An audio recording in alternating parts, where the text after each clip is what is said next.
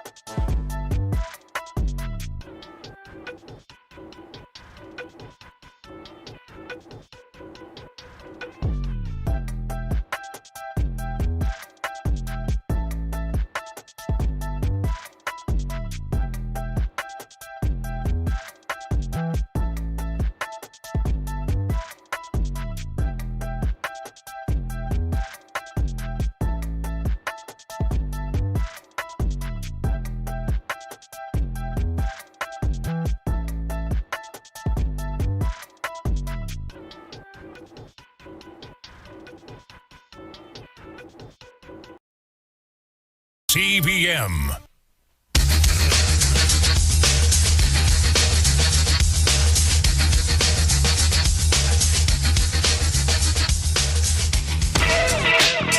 Between being kind, and to me, my faith is one thing is being nice to people from different lands, but they also have to be respectful of our laws.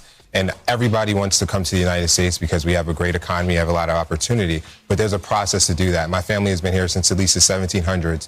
There's no one that's gave us a free $1,400 debit card. No one gave us a free apartment. No one gave us anything free. We had to work for it. So there is a process. And if we respect all people, that means that the people that come here need to respect our laws. And that's all that we're saying. We allowed 20 million immigrants in here legally since since 2000. How much is too much, and how much are we going to put the burden on the taxpayers? Because the money has to come from somewhere. Well, It's just common sense. That sounds kind of reasonable. That's a panel in New York City talking about the election and whatnot. And then of course there's Karen's viewpoint. Karen is a white liberal, and here's what she has to say. I think what's really important and standing out for me right now is if we can take ourselves like a high level. Like not say... Oh, she's up talking already. Immigration, not say economy, not say all the hot talking points, and just ask ourselves, how are we treating our neighbors? I treat my neighbors very well. And conservatives have never changed how we treat our neighbors, by the way. We've always been very welcome. We believe in a great American melting pot. Like, how are we treating one another? And is it okay that yesterday, on Saturday, 42 million of our neighbors no longer can feed themselves? It is okay. Is it okay? That's because of the Democrat Party. And by the way, they voted against the clean CR again today. Okay that our neighbors are getting taken off the streets by ICE. Yeah, they're not our neighbors, actually. They're illegals who came here illegally. And they're going to all be removed whether you like it or not. Is it okay that gender-affirming care is being taken from young people who... Okay, Karen, that's already been disproven as social contagion. And the hell is coming for the white Karens like you who supported it. ...really needed to survive. Is it okay that the Supreme Court has now justified racial profiling? That's not how I want to treat my neighbor. No, it's not racial profiling at all. You're absolutely wrong. It's actually getting rid of race as a consideration for a number of things. And you remember on the day that Kamala Harris announced her candidacy, and I said that the Democrat Party was being led by white liberal Karens, and then the day after there were two conference calls. There was one, a bunch of white liberal Karens, and then the next day there were a bunch of emasculated men. And I said those are the people who make up the Democrat Party. Ariel Fodor, affectionately known as Mrs. Frazzle, to her combined audience of over 1.5 million followers, is here to help gentle parent us through this election. Thank you. Hi, everybody. I am so honored to speak today. I am This is Karen. Shaking to just be among such incredible company. We are here because, as if you were here earlier, you've heard BIPOC women have tapped us in as white women to step up, listen, and get involved this election season. Okay, listen to this. She's talking to a kindergartner. This is a really important time, and we all need to use our voices and influence for the greater good. No matter who you are all influencers in some way. So tonight, I'm going to share some do's and don'ts for getting involved in politics online. Here's where she's talking to people like their children. And navigating the toxicity that comes with it. And spoiler alert, as much as the toxicity can come from the outside, it can come from us too. So first, don't isolate yourself. We can do our best work when we're in community together. Okay, that's why Karen has to be defeated this election cycle. All right, and Karen is Mikey Sherrill, and Karen is the candidate for governor in the state of Virginia, Abigail Spamberger. That's Karen. Karen has to be removed from the political cycle, at least from leadership in the Democrat Party. If you want the Democrat Party to survive, Karen has to go away. I'm not talking about women. I'm talking about liberal white Karens, who, by the way, Malcolm X warned people about in the 60s, who I discovered in the 90s living in Minneapolis. This has to be the election that Karen is removed. We will see if Karen ascends to gubernatorial status in places like Virginia and in places like New York. The likelihood would be higher in Virginia, although I'm not giving up hope, by the way. I'm not giving up hope because Virginia needs to be driven back into her cul-de-sac where she can be a busybody HOA president complaining about mildew on people's siding, but she should be making no decisions for anyone else because she's awful. This is Greg Kelly last night. He was talking about Curtis Sliwa. And, I have said that, Sliwa, he's been a warrior for New Yorkers forever. And I kind of debated whether or not people, if Mondami's going to win anyway, why not just vote for Sliwa and say, screw it, set the thing on fire, burn, baby, burn. But here's what Greg Kelly had to say about Curtis Sliwa last night on Newsmax. He will improve, not move. Wow. He already has the line down, right? He's planning on losing. He is a Republican nominee. He might have some good ideas, But I'm sorry, he's not a serious political candidate. He should not have been the nominee. And a lot of folks don't understand. Many people, actually even in this city, New York. Now, I know a lot of folks across the country, New York, what difference does it make? It makes a lot of difference, all right? He lost 4 years ago by 40 points. Yeah. Nobody seems to remember that. And since then, he has done nothing to improve. President Trump on Truth Social this evening. A vote for Curtis Sliwa, who looks much better without the beret, is a vote for Mamdani. Whether you personally like Andrew Cuomo or not, you really have no choice. You must vote for him and hope he does a fantastic job. He is capable of it. Mamdani is not. And I know people have strong feelings about Cuomo, me too, but I am voting for Cuomo. And then we can actually hold him accountable for the nursing home stuff because we'll know where to find him. Otherwise, he just goes off into the sunset. Yeah, we will see. Here's, actually, I'll wait till the other side of the break. I'll wait till the other side of the break. More comment from Greg Kelly last night in New York. And I told you it was Curtis Sliwa versus a crap sandwich, all right? And so right now you pretty much just got the crap sandwich, and you can vote for the crap or you can vote for the crap-stained bread.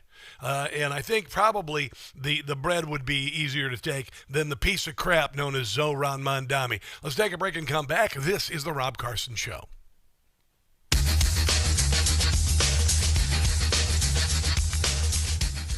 Hey guys, it's Carson. You lucked out. Due to overwhelming demand for free silver from Birch Gold Group, they've extended the current promotion through Veterans Day, November 11th. For every $5,000 purchase,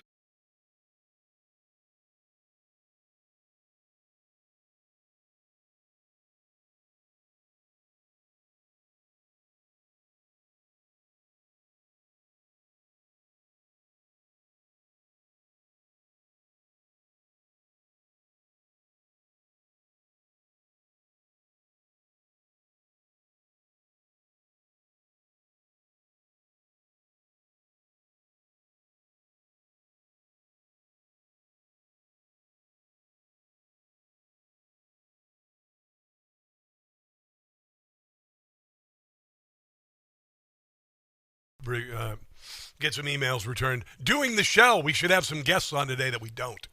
Anyway, what we got here? Let's look at Obameroid ointments. Bamberger won 2020 with the fishy flash drive votes in Henrico County. Yeah, I don't know about that. I didn't live here.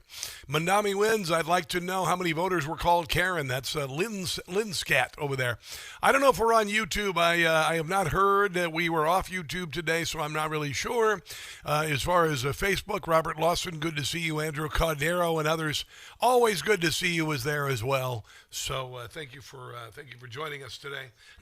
Hope you're enjoying the show. We're kind of busy here. Kind of busy as the show progresses here. Anyway, BFO 5, all large cities in Texas are Democrat-run cities, Austin, Houston, San Antonio, and Greg Abbott's saying don't move to Texas if you voted for liberal in New York City. I thought that was kind of interesting. All right, let's take a break and come back. Here we go. Yeah, 3:45, you still have Edgar in Jersey. Oh, yeah.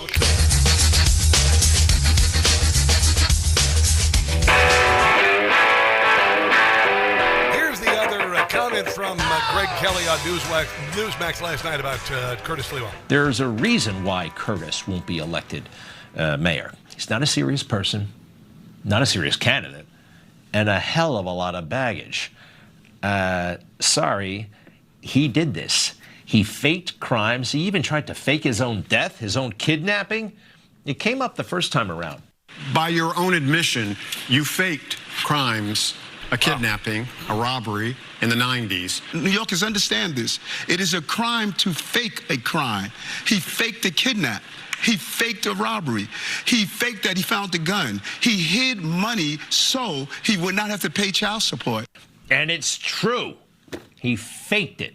Founder of the Guardian Angels confesses that he faked these crimes. Curtis Sliwa said Tuesday that he faked his 1980 kidnapping and 5 other exploits to help the Guardian Angels survive its early years as a volunteer crime-fighting group. All right. I'm told we have, is it Brian? Is it Ben in New Jersey wants to comment about Edgar. Edgar in New Jersey says he voted already. Edgar, welcome to the Rob Carson Show. What's going on, man? Hey, Rob, how you doing today? Good. Hey, if you weren't so desperate for a paycheck... Okay, Baba Booey. Baba Booey. Baba Booey. I knew that was coming. I knew it was somebody lying about being in New York and or in New Jersey, just trying to get on the air to say something stupid like that. So you see, I've got a lot of years of experience on the red video, and so I know how to stop these things pretty darn quickly. Pretty darn quickly. Nice try, though. Texas governor warns any New Yorkers trying to flee south after Mondami's win, they'll be slapped with a 100% tariff. And this is kind of interesting. This is why we have a representative republic. This is why we have 50 states, because you can flee states where they are run by Marxists. But now states are saying, you know what? If you're going to bring that Marxism with you, we don't want you to come here. Texas Governor Greg Abbott promised to place a 100% tariff on any New Yorker who tries to flee the Big Apple should Zohran Mamdani win the mayor's race. Abbott, a key Donald Trump ally in the Lone Star State, showed no sympathy for anyone trying to escape from New York. If the socialist was elected, after polls close Wednesday night, I will impose a 100% tariff on anybody moving to Texas from New York City. I'm not sure how you can do that, but I don't care. It would be a huge barrier for anyone. Nearly 1 million New Yorkers preparing to flee the city should anyone, or Democrat socialist, Zohran Mamdani win the mayor's race. Here's how you avoid this if you're a million people are planning on leaving New York City should he win. Get your asses out and vote, all 1 million of you, and he won't get elected.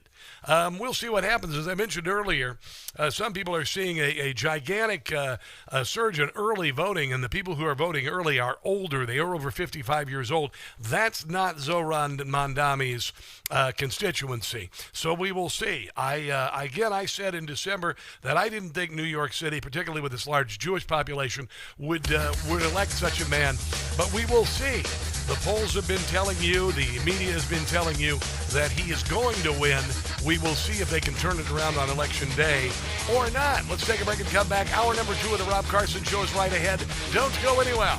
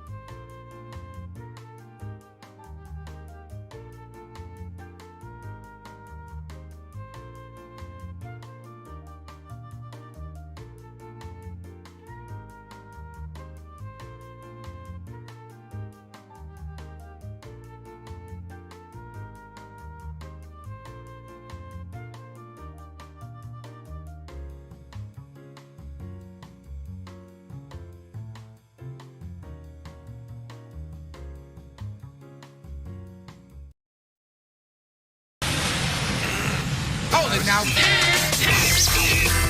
You are about to hear the most interesting, informative, thought-provoking, and funny show in America. On air and on the World Wide Web. This is the Rob Carson Show. It is the Rob Carson Show on Election Day, and bomb threats at several locations in New Jersey, causing the shutdown of several poll locations. I had mentioned that earlier in the show, and then I'm seeing Breitbart. It says, voting machines down in 3 red districts of New Jersey as Election Day heats up. So these are not uncommon happenings for Republican districts. Lord knows it happened in Arizona in 2022. We will see. Scott Pressler reporting that voting machines are down in 3 conservative districts in Cumberland County, New Jersey. Shenanigans abound, but not to be deterred. We will see. Turning Point USA spokesman Andrew Colvett said that, by the way. Eric Doherty, election machines have gone down in multiple locations across Cumberland County, New Jersey, where Republicans are outperforming their 2024 turnout by double digits. So we will see. It wouldn't surprise me that they're trying to cheat, because this is what they do. This is what the Democrat Party does, because they are losing. They're in a death spiral to hell. Their policies are failing. They have done their level best to flood the country with illegals and load them up with benefits, so they'll vote Democrat. This is why Democrat states don't want to have IDs to vote, and they never investigate voter fraud, because they don't want to find voter fraud. But I don't think it's going to work much longer. President Donald Trump, the United States Citizen and Immigration Services, is streamlining the government's systematic alien verification for entitlements, the SAVE program, in hopes of eliminating non-citizen voting from elections. That would really hurt the Democrats, because this is how they've relied on winning elections for so long. USCIS Director John Edlow announced upgrades to the SAVE program allow states to verify that only American citizens are voting in federal elections. Maybe this is why all the Democrats are trying to keep ICE agents out of their states and stuff. Yeah, that's exactly why. That's 1,000% why.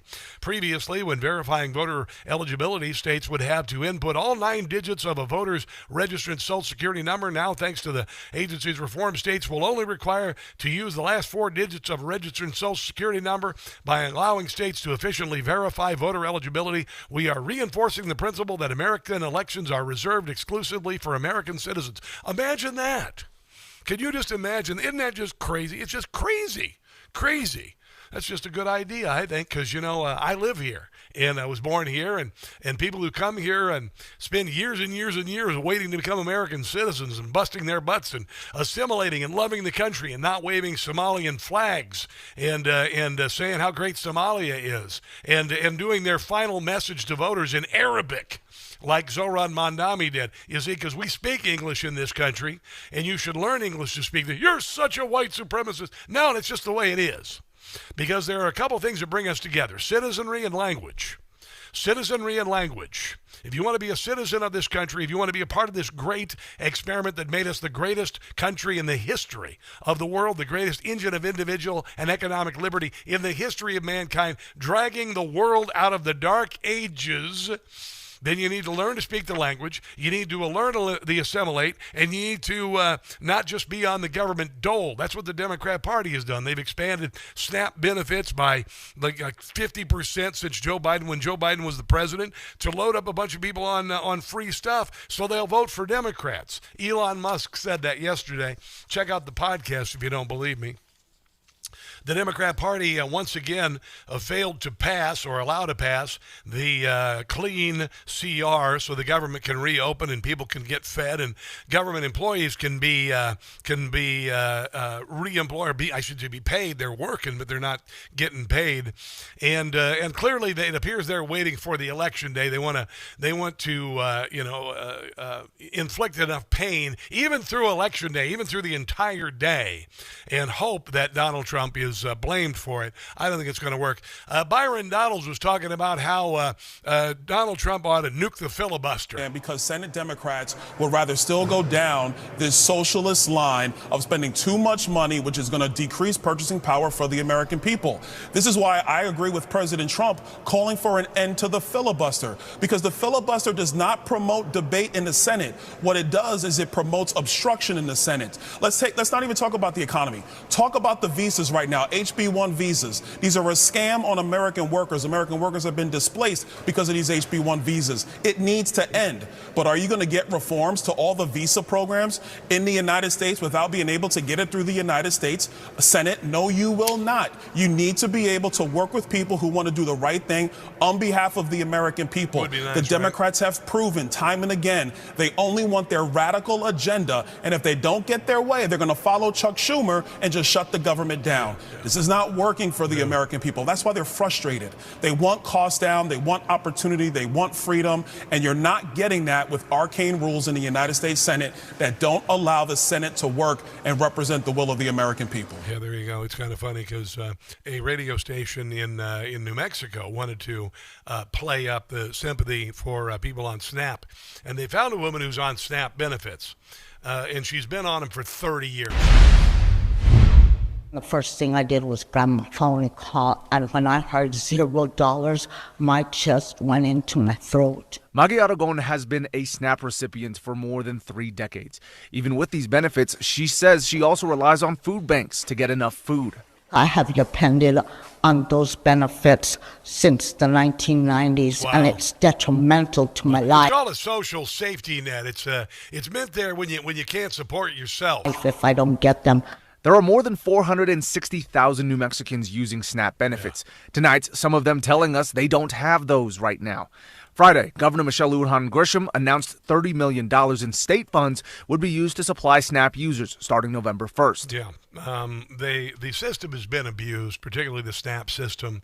Also, this health care for illegals. It's a giant slush fund to pay off illegals so they'll vote slavishly a Democrat in states like California. Again, refer to the show yesterday and Elon Musk. He uncovered all of this stuff. David Hogg was on CNN. Scott Jennings was there. And David Hogg, who has zero life experience, he was on his bike on the way to school when a school shooting happened, and like Greta Thunberg, became an activist that we're all supposed to listen to, even though they have no life experience at all and nothing to offer but some bumper stickers. But here is David Hogg trying to pin the shutdown on Republicans, and Scott Jennings putting him in his corner. The entire reason the government is not open right now is because Democrats refuse to be complicit in having millions of Americans, including 100,000 in Kentucky, your home state, if I'm remembering correctly, Scott, that rely on ACA, that would see their premiums rise several. Which you can deal with separately. It doesn't have to be, those two things do not go together. But the way that they're doing this right now, they're combining both. Voting to support the budget still doesn't. Here comes Scott. If you trust me, it's going to happen. Keeping it closed doesn't fix the ACA. The ACA needs to be reformed. Healthcare needs to be reformed. This is a way you guys failed at that question. last time. I thought it was going to be amazing. I thought ACA, Obamacare was going to be amazing. No, it ended up being a giant, piece of garbage. The whole thing was repeal and replace. You had a trifecta. You tried this. You failed. That's not true. They're still in the concept of a plan stage. No, in terms they've of been in the concept stage stage since 2000. But David, you would admit that the ACA was a Democrat legislation, yes? And you would admit that the subsidies that we're talking about now were passed by Democrats, yes. And you would admit that the sunset provision in the subsidies, which comes up at the end of the year, was in place because of Democrats, yes. Now you want to make it a Republican problem. These are not the same issues. You could open the government today, and then you could negotiate with with Republicans about ACA. So, and by the way, my suspicion is, and you know this, there are probably, and I know there are some House Republicans that would love to negotiate on it, but under duress, under a hostage-taking situation, connecting disconnected issues, and now you're throwing SNAP onto it. You're throwing all the federal workers who aren't being paid onto it, all because of this fight that you wandered into because of your wing of the Democratic Party. You all led to this SNAP crisis. You all led to this crisis of the government being closed, and you don't know how to get out of it. Wow, that is a mic drop supreme there to Junior, who tried to take over the Democrat Party, kind of like Zoran Mandami, I guess, is trying to do, maybe not so successfully. This is a report out of Houston, where George Bush Airport, there was, because of the Democrat shutdown, the Schumer shutdown, the flying experience, which, by the way, if you fly commercial and ride in coach, is hell anyway, is a whole lot worse. We're staying on top of those lines at Houston's airports this morning. Bush Airport shut down TSA checkpoints in 3 of its terminals over the weekend because of staffing issues stemming from the government shutdown. So let's take you for a live look inside. This is Bush Terminal E, where lines once again are out the front door. Fly to Houston tracks TSA wait times at Bush. The wait times just for the security checkpoint are expected to be at least 180 minutes right now. 2 hours, 3 hours, 3 hours waiting in line so they'll take your toothpaste and shampoo. That is amazing. Let's take a break and come back. This is the Rob Carson Show.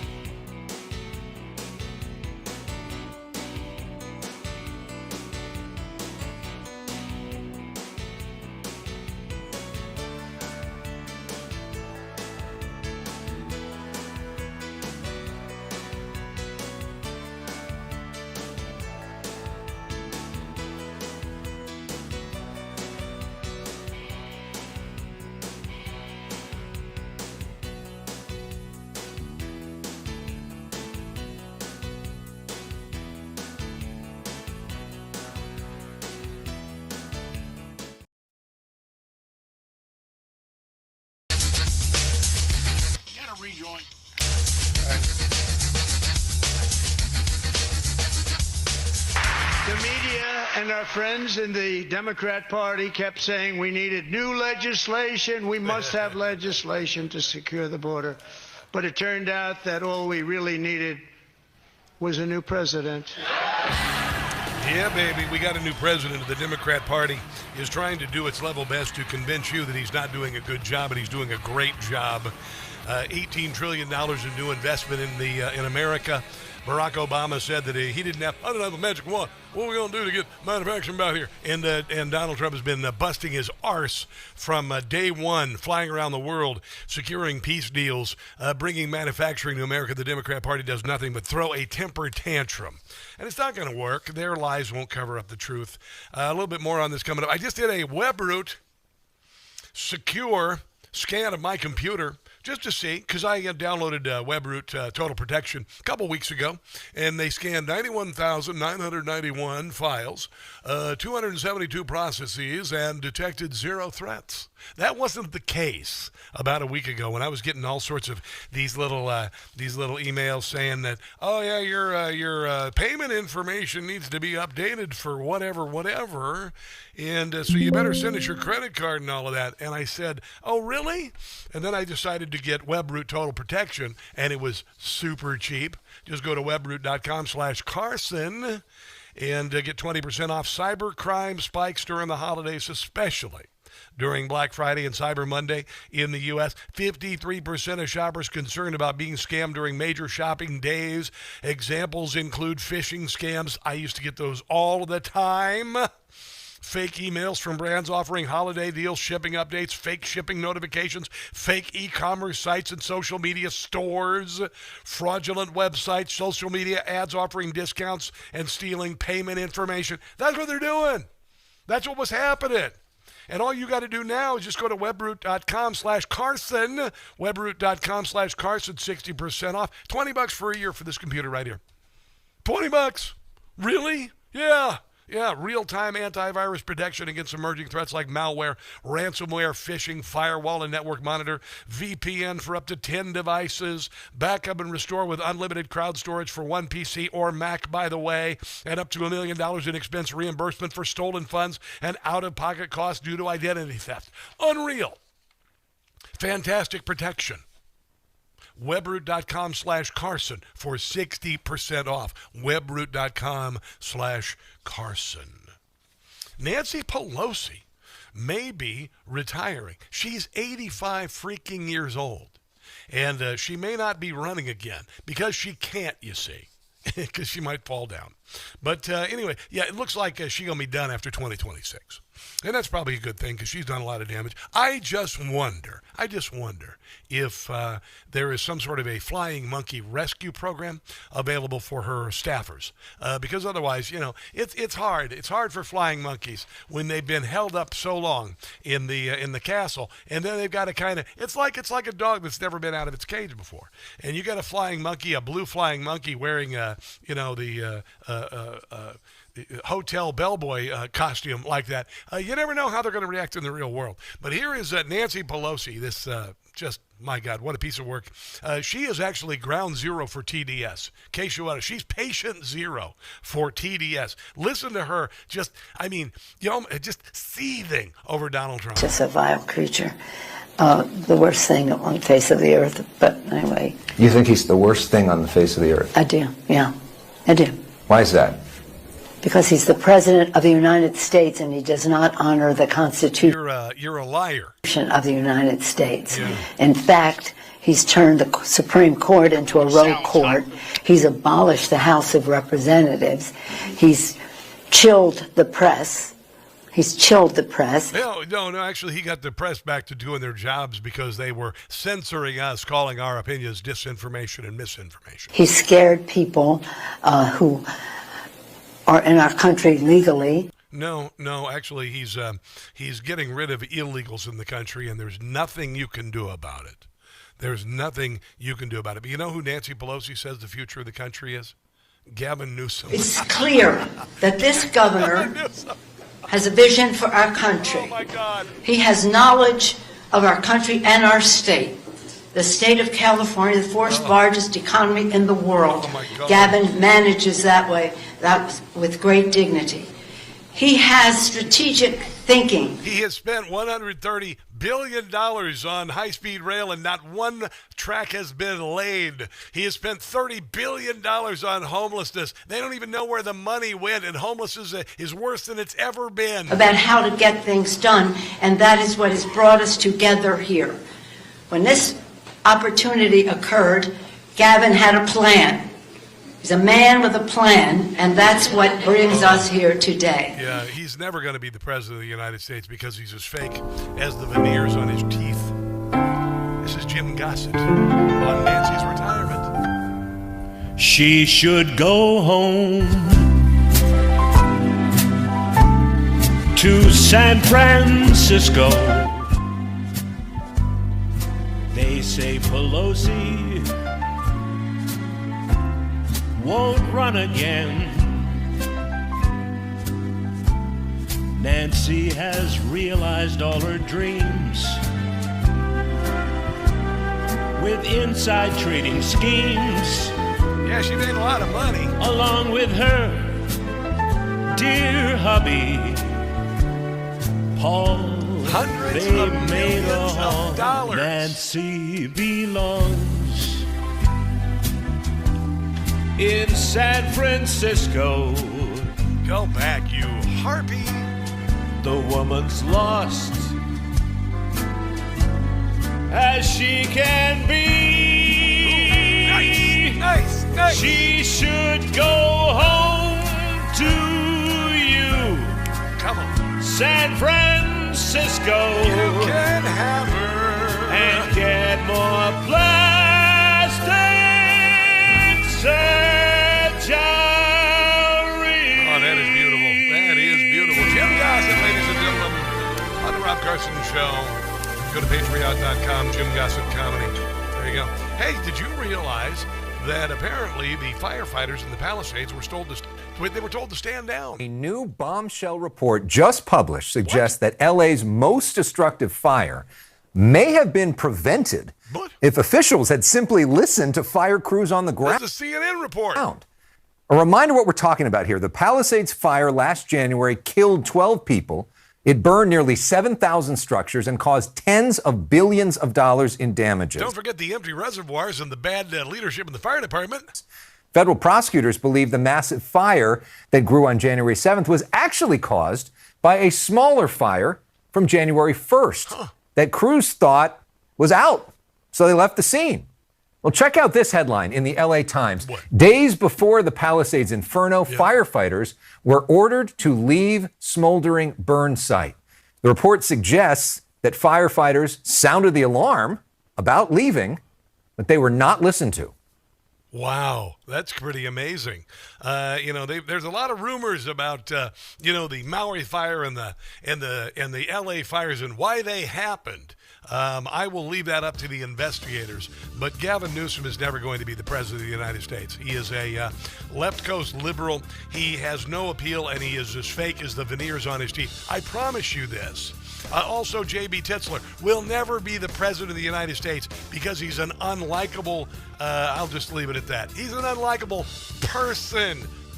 James Rosen's going to join us next. The great James Rosen from Newsmax to talk about Dick Cheney and other things on the Rob Carson Show. Don't go anywhere.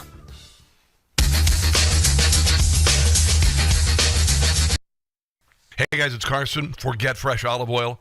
I eat olive oil every day. I got rid of seed oils years ago. Life is too short to not have wonderful fresh olive oil, and I mean fresh. Olive oil packs the most flavor and healthy ingredients when it's fresh from the farm. And that's the problem with supermarket olive oils. They're not fresh. They can sit on the shelf for months growing stale.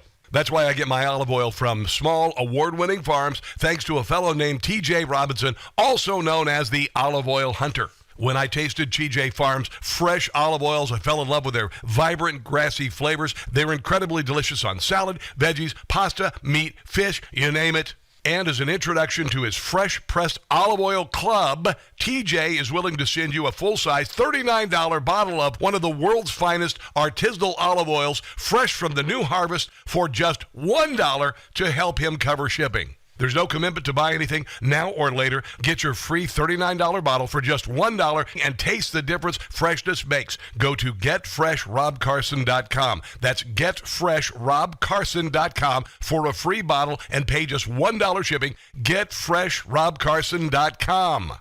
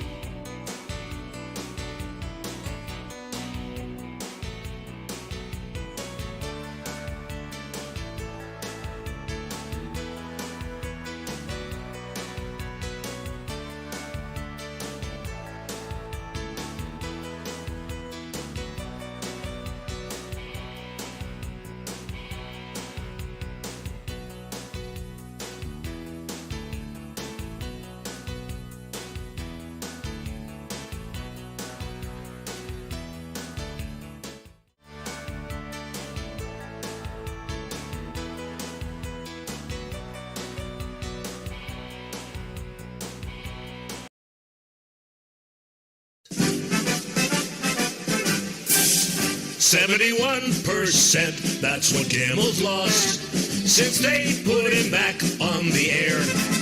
The morons at ABC were too blind to see that about Kimmel no one cares.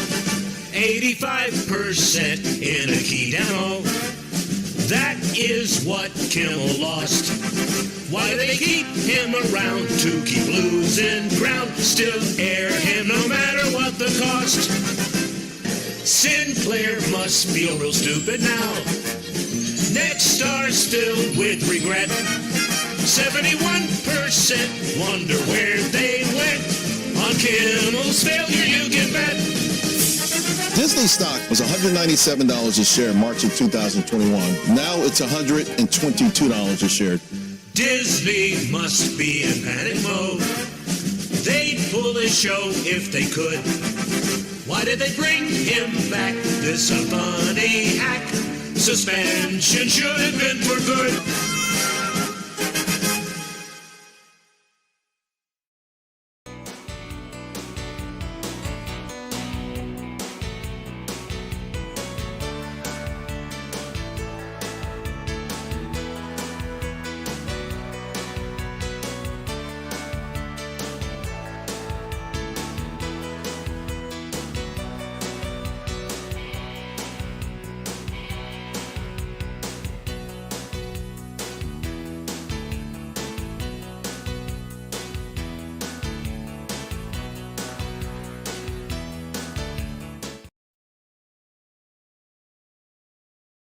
Again. Dick Cheney, Darth Vader, Satan. Thank you to Satan for giving me inspiration on how to play this role. We don't need Dick Cheney. That is what the left said about Dick Cheney before he endorsed Kamala Harris last year. And today you see George Stephanopoulos and John Carl giving a slobbering obituary to Dick Cheney on the air. I am not a fan of Mr. Cheney at all for the aforementioned reasons and others. However, I wanted an unvarnished and historic take on Dick Cheney and his life, and I could think of no better person to do that than the one and only James Rosen, chief Washington correspondent for Newsmax Television. Hello, James. How you doing today? Rob, blessed to be back with you. Thank you. Yeah, man. So you obviously have covered Washington, D.C. for a very long time. You are quite familiar with the ins and outs of the various administrations, including the Bush administration. What are your thoughts on Dick Cheney, his passing, and what might be considered his legacy? Well, of course, Rob, we are obliged first to extend our condolences to the Cheney family. I had the pleasure and the privilege of covering Dick Cheney when he was vice president, and I was a White House correspondent for Fox News at that time. We traveled to a lot of countries together, to most of the countries in the Middle East. These were trips that were grueling, where you'd hit 10 countries in 8 days. Wow. After he concluded his 2 terms as vice president, in late 2014, I spent 10 hours conducting an extensive oral history interview with the former vice president over 3 consecutive days in his home in McLean, Virginia. Oh. And I left that experience with about 80,000 words of recorded transcripts. And I took about 9,000 of those words and I published them in 2015 as the Playboy interview with Dick Cheney. Oh. And then sometime thereafter, just a few months later, I published the complete 10 hours of transcripts, but for 2 redactions, in a book called Cheney One-on-One, which you can get on Amazon today. I've posted on my X feed, @JamesRosenTV, pictures of myself conducting those interviews, wearing a cast because I'd broken my foot shortly beforehand. Wow. Pictures of my wife and I posing with the vice president on that occasion, and a picture of the front cover of Cheney One-on-One. And, a couple of things about Dick Cheney. And I know he's controversial, yes, certainly at Newsmax and with your audience. Yes. But this is somebody who, number one, even when I was writing about him and interviewing him 10 years ago, it was safe to say, which is an accurate statement, and it remained true, of course, until the day he died. He was the only person in the world walking the earth today who suffered a cardiac event in the 1970s and was still around to tell you about it. Yeah, he had a heart transplant. Starting from around 1978. So there is nobody else who had any kind of cardiac event in the 1970s who was still alive to tell you about it, and that was true 10 years ago. And then because he served as White House Deputy Chief of Staff in 1974 under President Ford in the post-Watergate period, and then ascended from there to Chief of Staff under President Ford, all the way through his departure from the White House in 2009 with some brief interregnum, this was someone who was consuming classified U.S. intelligence product. And in fact, I believe Dick Cheney to be the American in the annals of U.S. history who consumed classified U.S. intelligence product over the greatest span of time. And we talked a great deal in the book about how U.S. intelligence product had changed over that span of time. We covered everything from his childhood to 9/11 to Iraq. He admitted mistakes were made in the Iraq War, but he also had with him ready, within reaching distance, a sheaf of papers, and these were intelligence reports that the White House was receiving in the run-up to the Iraq War that showed, he read them aloud to me one by one, that not only was it the consensus of the U.S. intelligence community and the various component agencies that form our intelligence community, that Saddam Hussein was indeed stockpiling WMD, but it had been, at that time, the consensus of just about all of our allied intelligence services, such as overseas in the UK and elsewhere.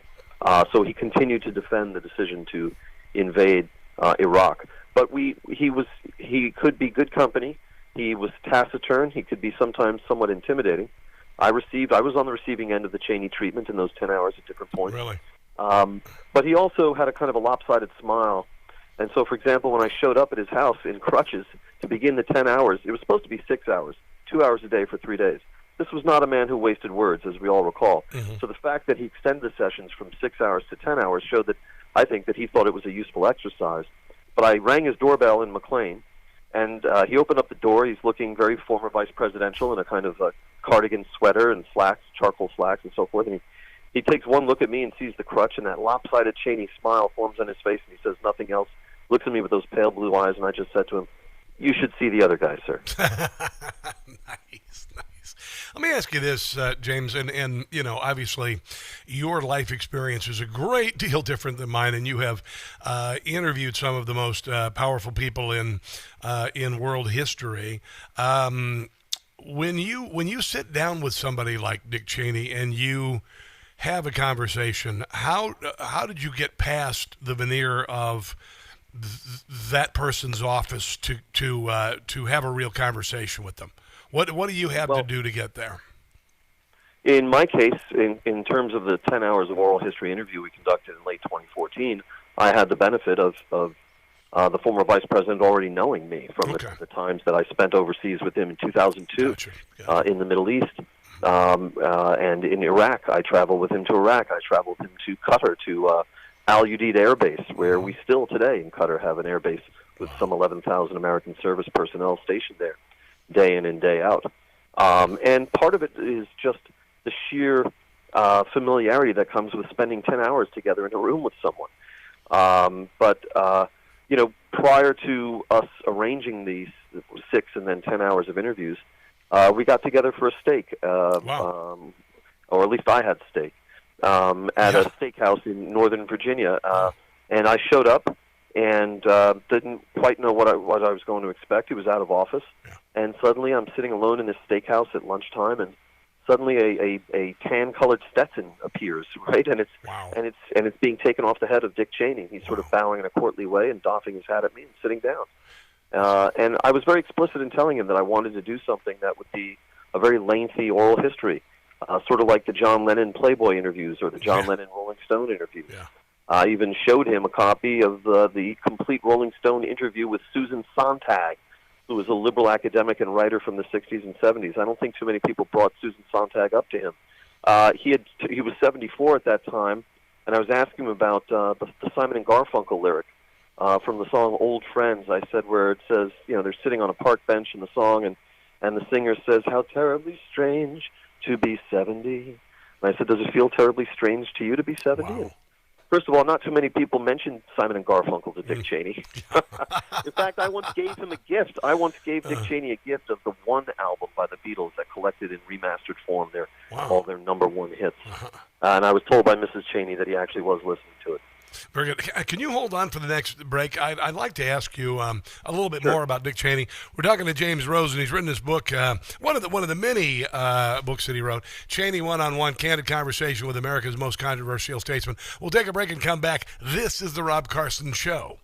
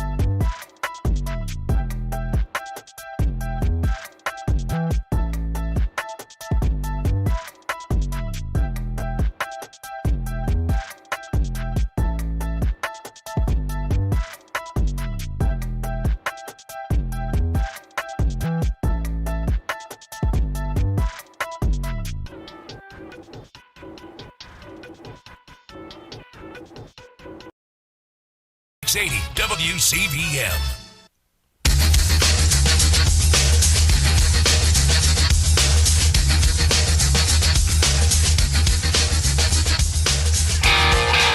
It's the Rob Carson Show. Dick Cheney has passed away. He's 84 years old. I wanted to have somebody, because I have some strong feelings about James Rosen. Let's be honest. I'm not a fan.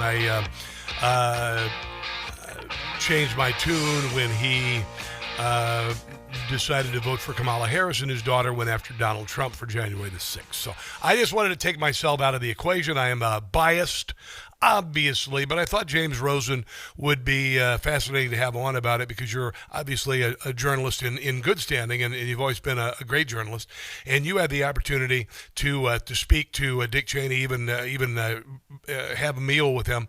It's interesting, James, because he was the most despised human being in the left, and frequently one of the most satirized by SNL and others for a very long time. And then he did a pivot in the last couple of years, and MAGA Republicans kind of, obviously are not fans of his. It's an interesting juxtaposition of who he was and who he became. Image kind of evolved over time. First, he was a wunderkind. He was 34 years old, Dick Cheney, when he was Deputy White House Chief of Staff, and then moved up to be Chief of Staff in the White House under President Ford. He was a man of the House for many years, and he never lost an election from Wyoming, although he was originally born in Nebraska. And he became a member of House leadership, and he was the ranking Republican on the House Select Committee appointed to investigate the Iran-Contra matter. It was when Dick Cheney was a member of the House that he took courses, training at retreats in something called continuity of government. These were training sessions for leadership figures in the Congress on how to maintain and continue the operations of the United States government in the event of what was then the number one national security threat, some kind of catastrophic nuclear exchange with the Soviet Union. All of that continuity of government training kicked in for Dick Cheney on 9/11, when President Bush was hopscotching the country aboard Air Force One, going to different Air Force bases because it was considered not secure for him to return to what was then Andrews Air Force Base. And so it fell to Dick Cheney to run the federal government's response to 9/11 in real time from a bunker, the Presidential Emergency Operations Center, a poorly outfitted World War II-era bunker beneath the White House. And there were photographs that were subsequently, many years later, released that were taken in the bunker that show almost like a Renaissance painting, Rob. Cheney seated in the center, maybe on the phone, and very powerful people all leaning in towards him, like he was the center of gravity. People like the White House National Security Advisor, Condoleezza Rice, or Karen Hughes, who was an advisor from Texas who was very close with President Bush. And there's no doubting from the body language and everything in these photos, this Renaissance painting of the POC, the Presidential Emergency Operations Center, the bunker below the White House. Who was the big daddy? Who was calling the shots? Who was the authoritative figure? And Cheney had been brought into government in the 60s by his mentor, Don Rumsfeld, who was defense secretary on that grisly day. And a recording was later produced that showed that Rumsfeld called up his old protege, Dick Cheney, the vice president, and Cheney instructed Rumsfeld on that occasion that if the fourth plane in the 9/11 attacks, the one that was eventually driven into the field in Shanksville, PA, whose whereabouts were unknown, that if it should stray into Washington airspace, possibly headed for the White House or the Capitol, the Defense Department was to shoot that plane down. And on that scratchy recording, Rumsfeld can be heard saying to his former protege, Dick Cheney, "On whose authority, Dick?" And Vice President Cheney can be heard telling his former mentor, "On the authority of the President, Don." Wow. And, of course, the exact timing of the call between Bush and Cheney, former President Bush and Cheney during that pivotal session where that order was supposedly transmitted, came under some challenge by the 9/11 Commission. Wow. But nonetheless, we all have our stories, Rob, of where we were and how we heard the news on 9/11. My parents were in New York. They watched the second plane from the street go into the second tower. Everyone has their stories. Yes. There's only one American whose 9/11 story was, while the president was hopscotching around the country, I was calling the shots for the federal government. Yeah. I was the one who was in a bunker below the White House telling the FAA director to bring down every plane that was in the sky across the United States and Hawaii and Alaska at that time, which was around 2,000 planes.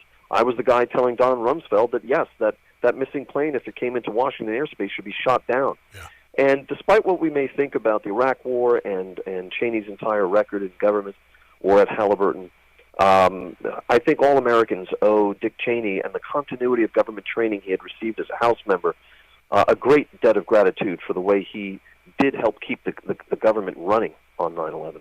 Well, I appreciate you joining us today, James. As I said, I did not want to simply disparage him because of who he became politically, and I thought you could give us a good political, or I should say not political, but historical view. When he left office, what did he resign himself to? I mean, it had to be difficult for him to be so active his entire life to leave office, and obviously be attacked wholesale by the media for 8 years, even after 9/11. What were the last years of his life like? Of course, his daughter remained active in politics, and he was kind of a consigliere to his daughter. Yeah. But I think he was crazy about his grandkids. Okay. And he wrote his memoirs, into which he invested great care, and which were a primary source for me in composing my questions for those 10 hours of oral history interviews. But you were right when you mentioned that Dick Cheney was vilified like a few other figures in American history. Yeah. I remember the cover of the 2004 Halloween issue of the New Yorker magazine, and I grew up loving the New Yorker magazine, the gentle articles about baseball and the turning of the leaves, these covers that showed sort of amusing situations and kind of, it was sort of a genteel publication. But I knew things had taken a turn when Halloween '04 issue, the cover of the New Yorker magazine, was all black with orange lettering for the words "The New Yorker," and the main illustration was an orange jack-o'-lantern where the face was the visage of Dick Cheney in a particularly hideous configuration. Yeah, I remember that, actually. And I think, that's where it struck me that our political culture and our political discourse had changed markedly, and I can't say, I don't know that there's anyone who would say now, 2 decades later, that it's better. No, not at all. James Rosen, I appreciate you, brother. I really, really do. You've written some great works. The book you gave me last week, I will read. It may take me a year, but by God, I will read it. It's hard for someone. You will be quizzed at that time. Because I have the attention span of a fruit fly, in case you didn't notice, James. I don't know. You seem to be getting through the segments. Very good. Well, it's nice to talk to you, man. I appreciate your perspective. If you want to check out this book, Cheney, One-on-One, A Candid Conversation with America's Most Controversial Statesman. Otherwise, James has a host of magnificent books, including about Antonin Scalia, among others. James, have a glorious day. We'll watch for you on Newsmax. Thank you, Rob. All right, let's take a break and come back. This is The Rob Carson Show.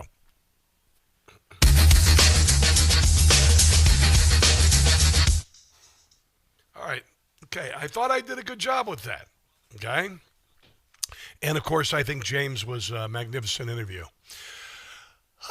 Mickey Hastings, sure do like your show, Rob. Well, thank you. Shelby Inslee, hello. I haven't seen your name. This is why we need paper ballots. Yeah, I agree. We need paper ballots. Paper ballots should be it. Blockbuster 2K is watching over on YouTube. Let's look over here at the Facebook. Prani Yuprachat, hello. Vicky Stavens, what's going on? Good to see you watching today. Let's see. Andrew Cordero, hello. Janine Page watching over on the Rumbly Roo with Gramad, times 59, whatever that is. Hello. Beefo 05. CARE was formed here in nearby Richardson, Texas. They were raided and arrested back in 2001. Yeah, CARE is a radical organization, by the way. So I do not support CARE. They've tried to fool me. I've written them several times, and they try to fool people and act like we're not really radical. I tried to write to people in the Maryland CARE office, and they're not. They're a facade. Don't let them try to fool you. They lie. They are a radical Muslim organization. They really are. There's no doubt about it. There's no doubt about it. I thought James Rosen was outstanding. Didn't you like that? Didn't you think that was good? That was pretty good. Pretty amazing, actually. Oh, yes. Oh, yeah, I got to hear this. Here we go. Hold on. Here we go.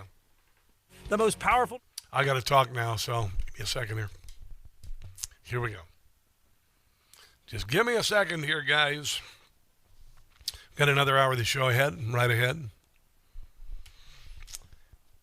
And here we go.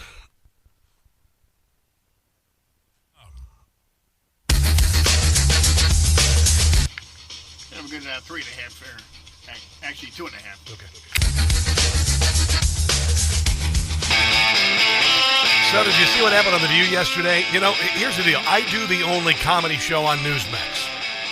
And frequently when you deal with people who are used to doing news,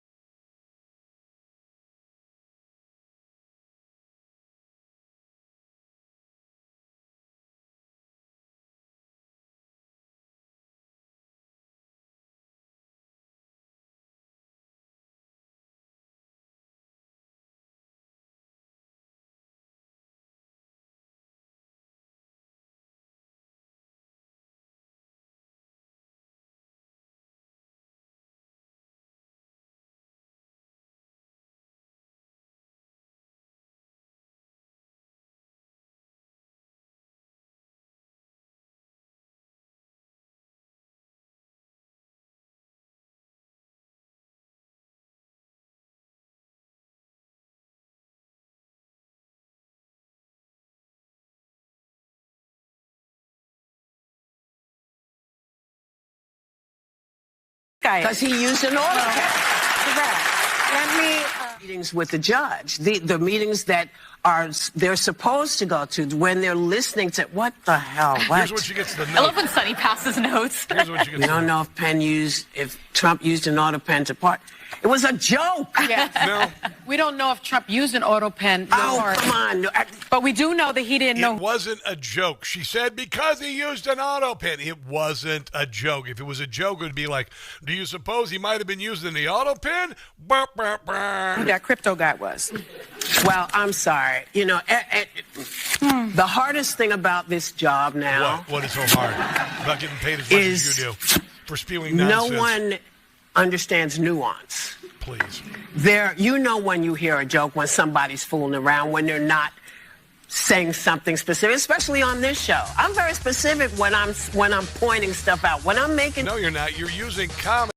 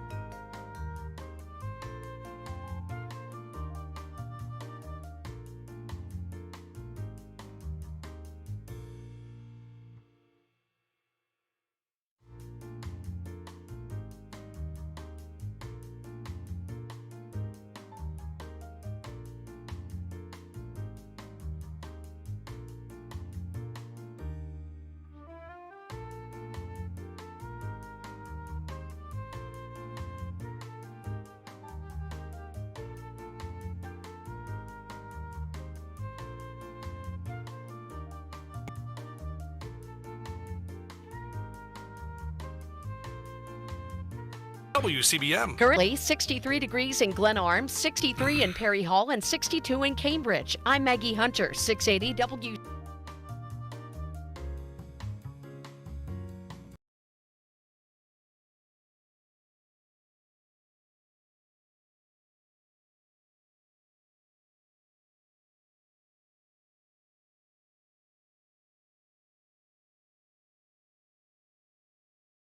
Most interesting, informative, thought-provoking, and funny show in America. On air and on the World Wide Web. This is the Rob Carson Show. This is the Rob Carson Show, hour number 3 of the Rob Carson Show, and we are still kind of, it's election day, and so there's a lot of things going on. There's a lot of speculation and all of that about who's going to win, whatnot, polling and whatnot. There were some issues with bomb threats going on in the state of New Jersey and several Republican areas. Not a big surprise to anybody there, right? Because the Democrat Party can't win free and fair elections. They have to cheat. They have to do lots and lots of mail-in votes and then, of course, load up illegals. Now they lay the scam, load up illegals with all sorts of free bennies, knowing that they'll slavishly vote Democrat after injecting the country with 20 million of them. That's what this was all about. This is your Democrat Party. This is why they're on a death spiral into hell. And I believe that they will not win well in the midterms because they are offering nothing. They haven't learned anything from the 2024 election. They think that their caterwauling and their temper tantrum about Donald Trump will overwhelm the truth of the good stuff that he's doing for the country. That's just it. That's what they're hoping to do. And to some degree, they are succeeding, but it won't happen. People are recognizing how great things are. There are a lot of good things happening with the economy, a lot of better things that are going to happen with the economy. You've got $18 trillion of new investment coming back to America. You've got 8 peace deals now, including peace in the Middle East. You've got the possibility of taking out Maduro in Venezuela, and even the Democrats can't get behind that. They can't get behind taking out drug boats that have killed, the trafficking of drugs have killed hundreds of thousands of Americans. The Democrat Party can't even get behind Donald Trump kicking some Trinidad butt because that's how awful they are. Excuse me. I had to clear my throat. The Democrat Party is on the wrong side of history in so many ways. And here's another way. Iranians have commemorated the anniversary of the 1979 embassy takeover during a time of tensions. Now, I had mentioned to you on this show that the Ayatollah would not be able to stay in power in Iran.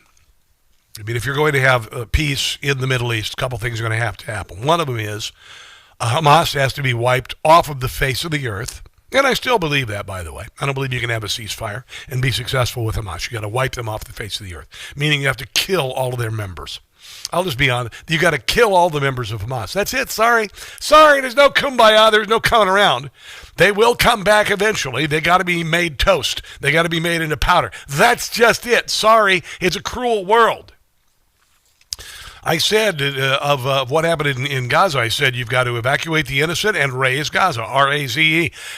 That always gets me flagged on Twitter still, even though the truth is obvious. That said, I also said that the Ayatollah has to be removed from power in Iran. That's it. It has to be done. He has to be taken down. And I don't understand why we can't juice a green revolution in Iran because there was a revolution in Iran. There was a possibility of the fall of the Ayatollah when Barack Obama was the president. But you see, he didn't offer them any help. All he did was send them pallets of cash, because he has a love affair with radical Islam. You see, that's it. But Iranians are commemorating the anniversary of the 1979 U.S. embassy takeover at a time of tensions, which shows that they still hate America. They still want death to America, death to the great Satan, and they have to be taken out of power. The Persians have to be freed. That's all there is. Iranians Tuesday celebrated the anniversary of the 1979 takeover of the U.S. Embassy in what is a yearly commemoration. Thousands of people returned to the spot in downtown Tehran on Tuesday, chanting "Death to the USA, death to Israel."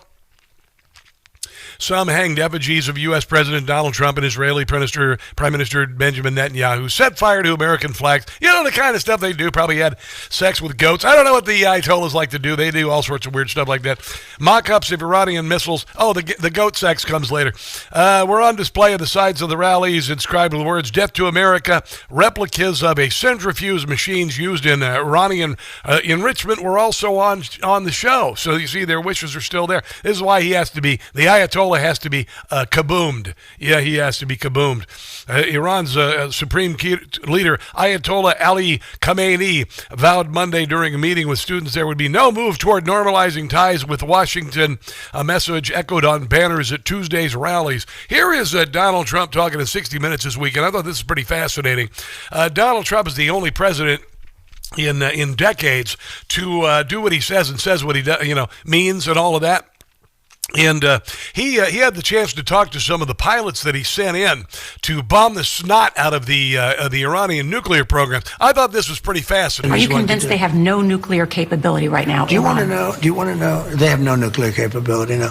Do you want to know that the pilots? I invited them to the White House because they were very brave. I mean, I wouldn't have wanted to do it. You know, get in a plane and they know you're coming and you're going right into Iran airspace, and they're very experts, and you're flying in with machines. Personally, I can think of other things I'd rather do. These guys are very brave people.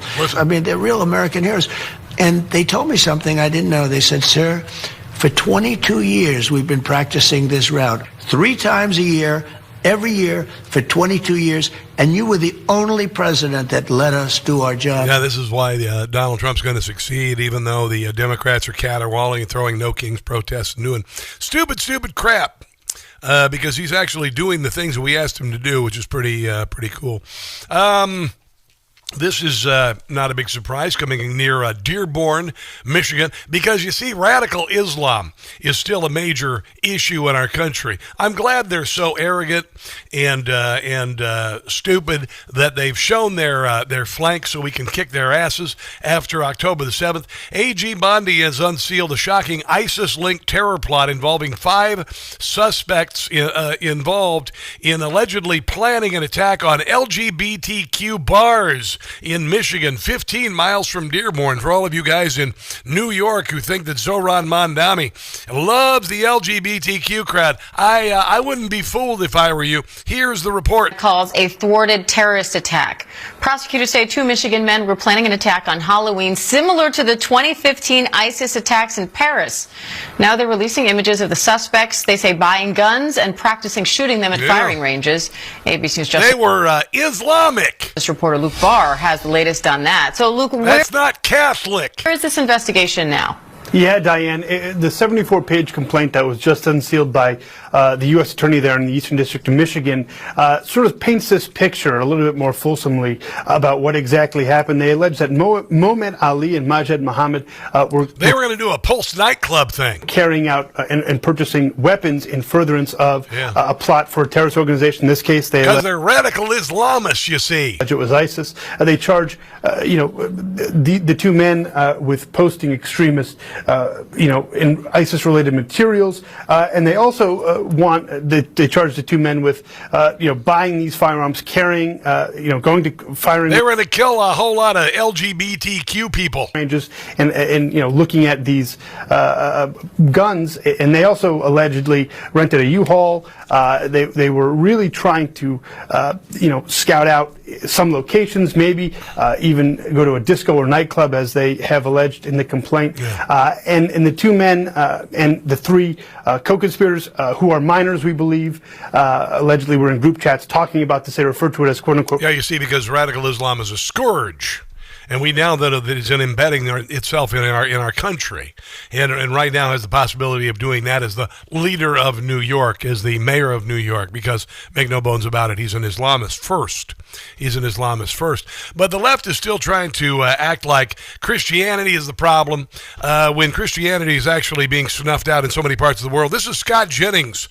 Abby Phillips tried to do what liberals do, and that is, it's the most intellectually lazy thing you can do. It's called moral equivocation. information.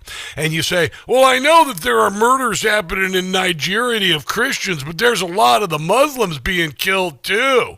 And Scott Jennings would have none of it. Of those, 385 attacks were targeted against Christians, resulting in 317 deaths. But in the same period, there were 417 deaths among Muslims in 196 attacks. I don't think you can minimize this, Abby. No. There's been about 100,000, upwards of 100,000 since 2009. Hold on a second. 7,000 this year. Hold on a second, It's a real Scott. deal. Hold on a second, Scott.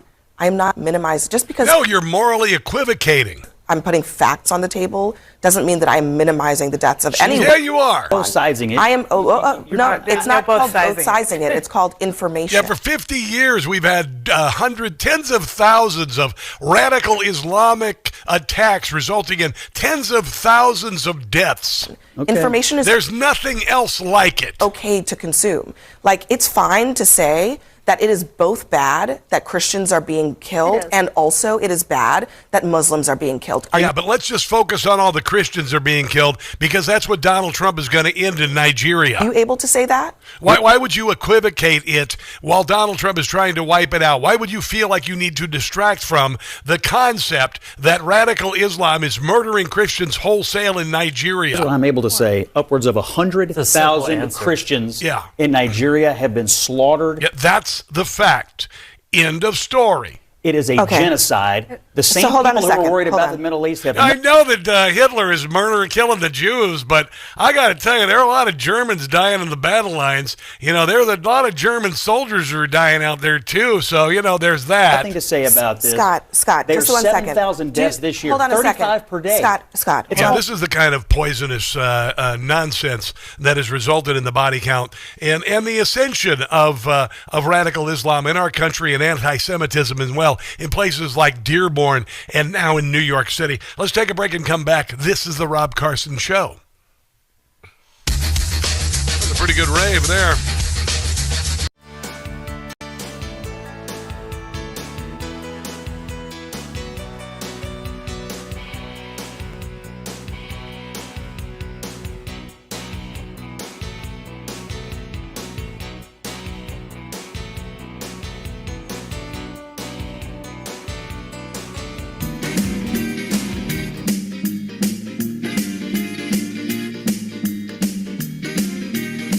Well, I'm gonna pay a visit.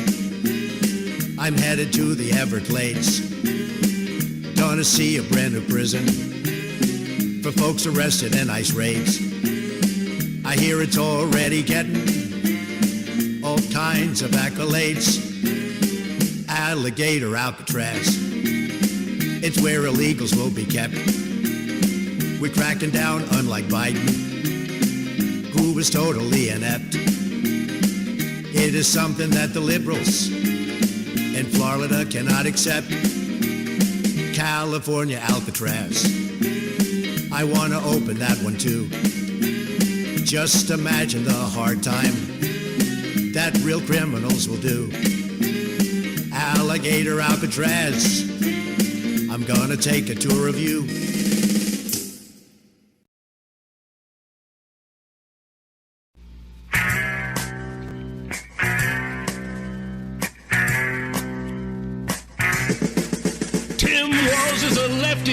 Who's ruined his state. Now he wants our children to self-mutilate. His policies are disgusting and lewd. And now he says schools have to include tampons in the boys' room. Tampons in the boys' room. Tim Walz and Kamala, a couple of fools. And everybody knows that liberals want to ruin schools. Tim allowed his cities to be burned by BLM. Criminals, illegals, they can count on Tim. His uniform, Tim was disgraced. He really crossed the line the moment that he placed tampons in the boys' room. Tampons in the boys' room. Tim Walz is a commie. Kamala is too, and everyone should know the damage that these two could do.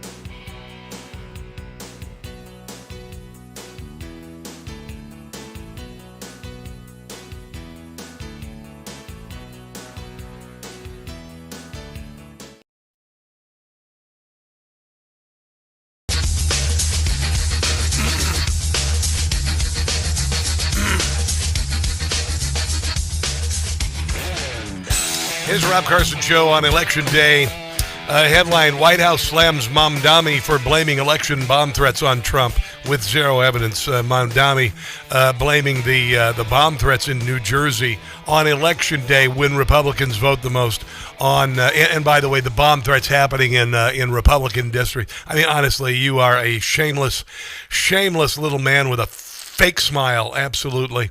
We'll see what happens as the show progresses here. Obviously, no election results are going to be happening anytime soon. Voting machines down in 3 red districts in New Jersey. Bomb threats at several New Jersey polls, forcing the closures. And they're in I'll just say Republican districts, not red, because Republicans aren't red. I've always hated that. I always thought it was ridiculous to say that Republicans were somehow red.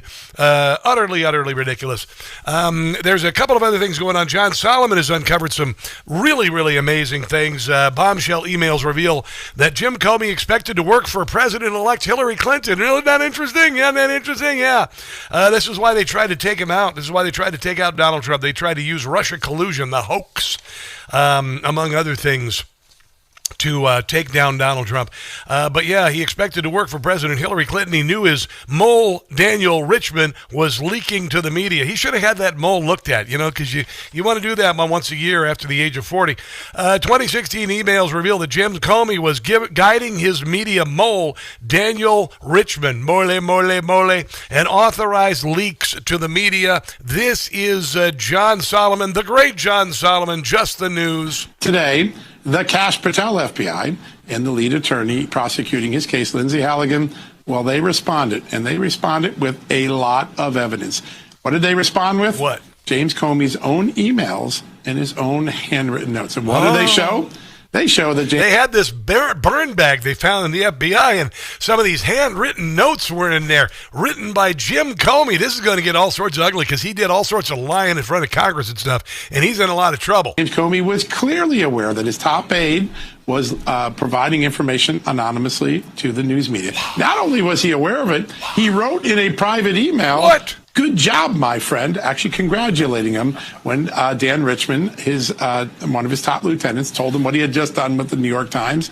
Yes, just like the indictment said, the story is about Hillary Clinton's email, so it backs up the government's case that Comey was authorizing leaks to through his staff to reporters concerning a Hillary Clinton case, just like they argued. Yeah, Lindsay Halligan released the emails in a court filing in response to Comey's motion to dismiss based on malicious prosecution. Well, you see, that's what the FBI and the DOJ did to Donald Trump. That was the malicious prosecution there. Federal prosecutors revealed Monday they have unearthed a trove of personal emails that show then FBI Director James Comey openly talked in the days before the 2016 election that he expected to be working for President-elect Hillary Clinton. That didn't work out, didn't it? And it never will, because she's an awful person. An evil woman. Here's more from John Solomon. But they went a little bit further. What? It turns out that when Kash Patel found those burn bags in that secret room where a whole bunch of FBI evidence was sitting, they found something special. What? Some handwritten notes by James Comey. What do those handwritten notes show? Love Jim. He appeared to be aware in September 2016 that of the U.S. intelligence intercept that Hillary Clinton had approved a plan to hang a fake Russian shingle. She created the Russia collusion hoax, and Jim Comey proceeded to execute her orders on Donald Trump's house, campaign house. Now, that's important because the handwritten notes don't match with James Comey's testimony. James Comey told Congress, that doesn't sound familiar. I don't think I ever knew about that. Yeah, he did. He wrote about it in his hand notes. And finally, one will ask, well, why would James Comey do this? What was the motive? Today's emails that were just released in the court filing give us one other answer. He wrote to Dan Richman, his lieutenant, that he fully expected soon to be working for President-elect Hillary Clinton. Wow. That's right from the emails. Wow. So he was waiting to work for Hillary Clinton, and he thought that Hillary Clinton would be grateful for the way he did things in handling her email case. That wasn't what the victim card I think James Comey was planning to play. But all of that emails, all of those letters, all those court filings, even the handwritten notes, We just posted them at justthenews.com. You can go check them out today. We'll have more of that breaking news all throughout the night. Now, I would recommend, what would you recommend as far as a prison bunk when you're 6'8"? The top bunk or the bottom bunk? Which would be better for him? Which one would be better if he was hanging his feet off the end of it? Would it be the top bunk or the bottom bunk? I don't know, but he ought to investigate that. This is Rush Limbaugh telling on loan from God. Something that I found this morning about Rush, talking about Jim Comey and John Brennan.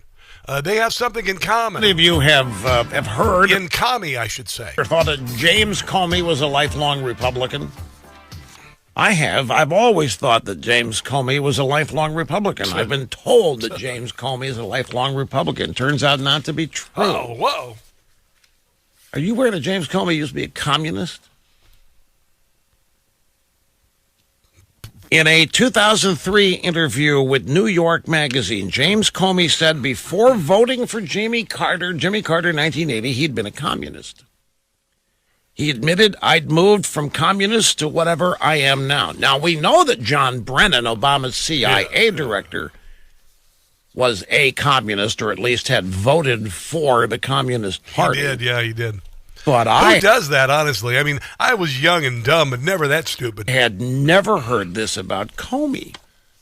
Now we find out that under Obama, the CIA director and the FBI director both had histories of not just flirtation, but serious immersion into communism. There you go. Kind of cool. Kind of miss his voice, don't you? I do my best to fill his shoes. I really, really do. I really do. I walk in his footsteps.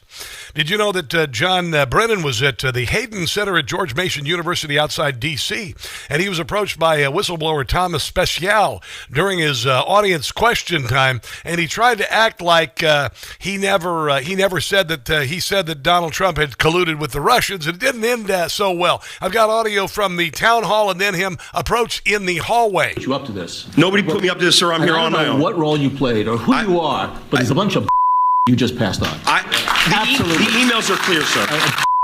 The emails are clear. The emails are clear. The second question. No, I think we're going to go. You can next. Look, we can talk about it. Talk about it in the reception. Russian disinformation. No, we didn't say that. Disinformation. It was likely Russian disinformation. No, we did not. We said it. Yes, you did. Why didn't you? Yes, you did. Outside. Because and you misrepresented that. We never said it was disinformation. We said it was Russian influence operations, which is what they do. There's a big difference between influence operations. No, you don't know that. Yes, you don't know. Comey knew. Yeah, Johnny, you're going to go to jail, brother, and in your case, a life sentence isn't going to be very long. I'm recommending that Jim get the upper bunk and you get the lower bunk because you're old and he's tall. So there you go. Let's take a break and come back. This is the Rob Carson Show.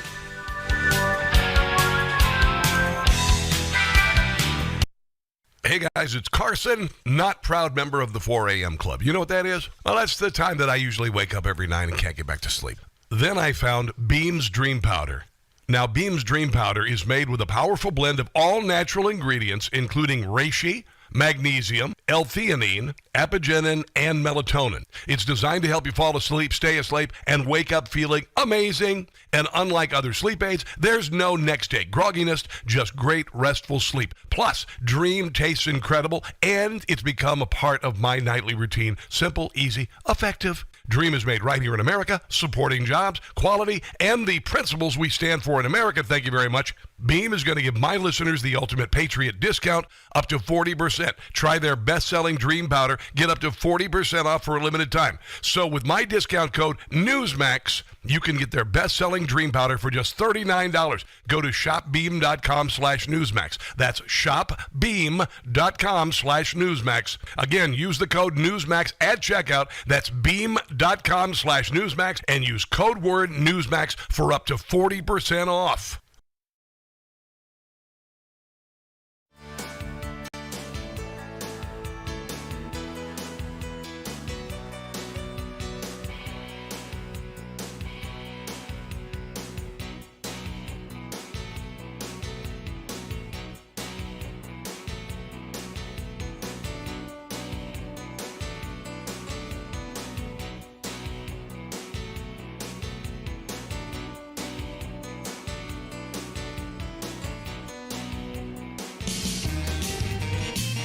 Today, when Trump, Meloni talk, they are called a threat to democracy. This is the left's double standard. Italy elected Giorgia Meloni. A real conservative, no, she isn't a phony. Paper ballots, voter ID. No cheat by mail in Italy. If we ran elections like Italians do, a same-day vote, the count is true, we'd be solid red without a trace of blue. Things will change under Giorgia Meloni. Unlike Mitch, she's not full of baloney. She ran on God and family, making her country legal free. Italy's moving to the right. Georgia's not afraid to fight. Italian people, they have seen the light.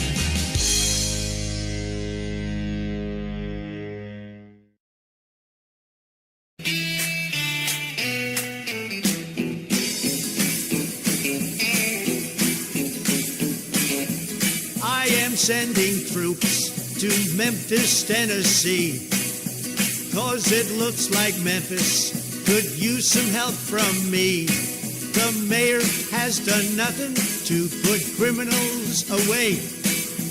Memphis needs our help, and they need it there today. The city's run by Democrats who defunded police. They can't do their jobs or maintain the peace. I'm sending in the guard. Memphis needs it bad. Their mayor, Paul Young, that guy's really sad. Voted the most dangerous place in the USA.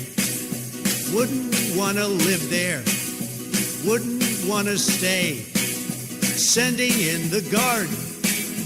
That call, it was mine. Democrats in Memphis, listen to them whine.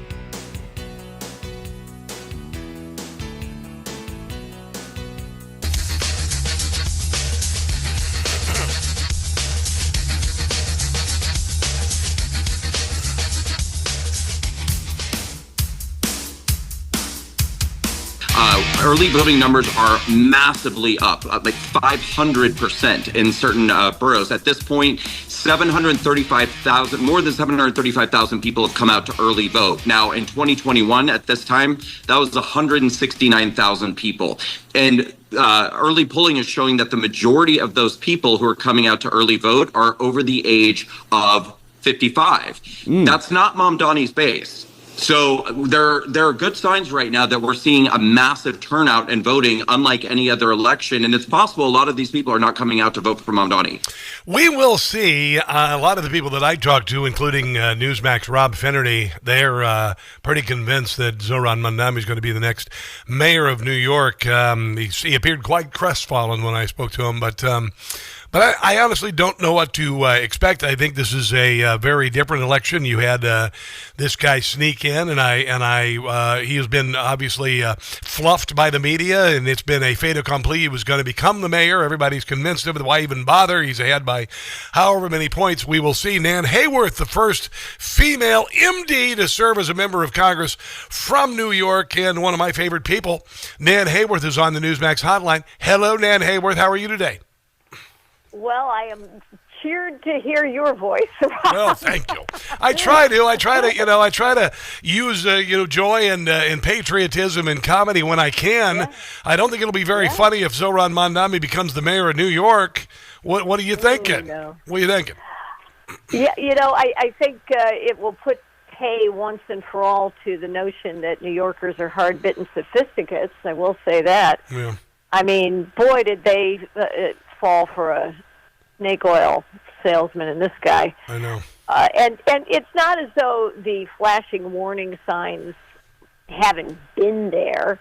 But a good part of the problem, Rob, honestly, is that a lot of folks don't get to hear all the news or all the information about people like Mamdani. I was talking with a lovely, really nice young woman who is a Democrat strategist. This was a few days ago.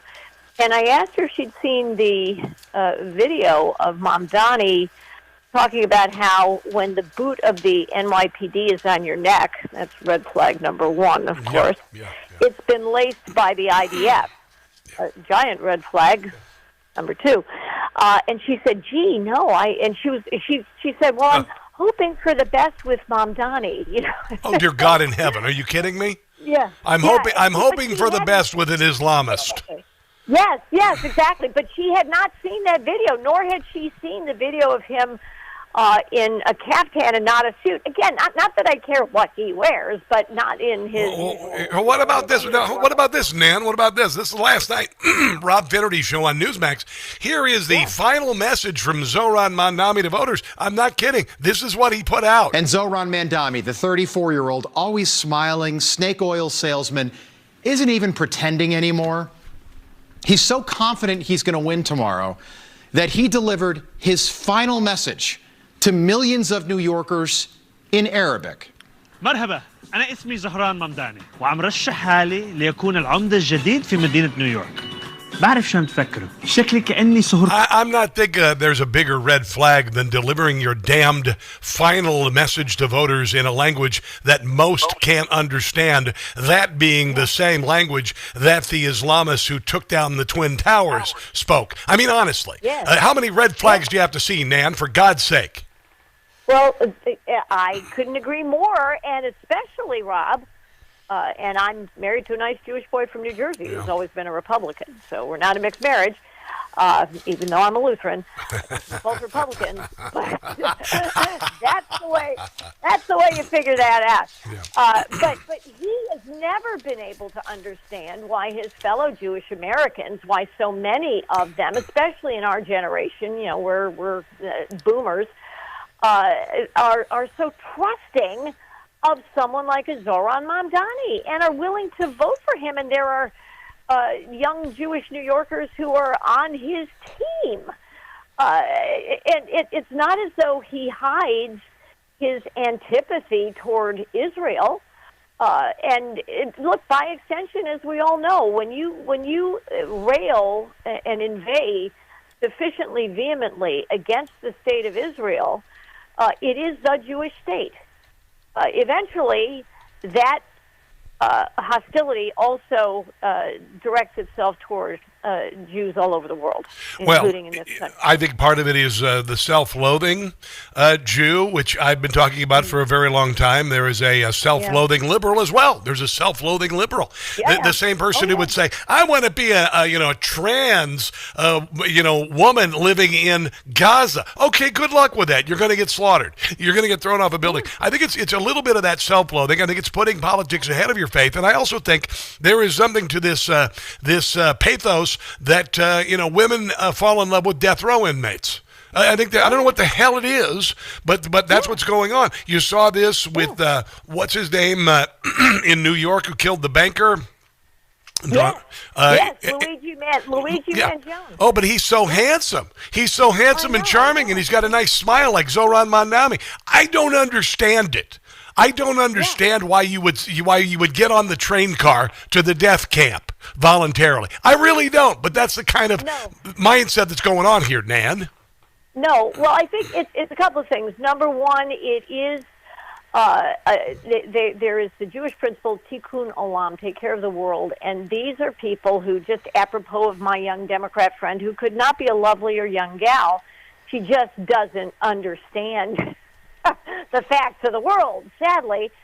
But you know, they see all of the propaganda, and look, the United Nations itself. And even when I was a kid, my parents wouldn't let me take UNICEF boxes around at Halloween because my dad was not a UN fan. Let's put it that way. He was a generous, brilliant man. Yeah. But the UN has assisted Hamas effectively, has assisted the theocracy in terrorizing the people of Gaza, in terrorizing Israelis, and in putting out propaganda as though there is actually some form of Palestinian genocide there, which clearly none of us want to see. But that is not what Israel is doing. But you know, they believe that, so they have to right the world. They have to make it right. And I think also there is this sense that when prosperity is so enormous, which it is in this country, you know, it's harder to be, if you will, a hero. Right? You know, you want to save the world, and yet your world's pretty darn good. Yeah. Right? You know, so here comes a cause. You know, you can be the one to transform the world. You know, you can save the world from various menaces, the menace of capitalism, because none of them understand what capitalism is. And, you know, they don't understand that it's greed that we deplore, whether it's manifested in enterprise systems or government. And government is the worst of greed, because government is greed endowed with the power of arms to oppress us. Yes. Now, Nan, I've got to take a break here, and if you'll hold through the break, I want to ask you a few things about this race in New York and also New Jersey. What's going on in New Jersey? Can Chitterelli pull it off? It appears the momentum is in his favor. But if you would hold on, Nan Hayworth, I would appreciate it greatly. Let's take a break and come back. More with Nan Hayworth on the other side of the break. This is the Rob Carson Show.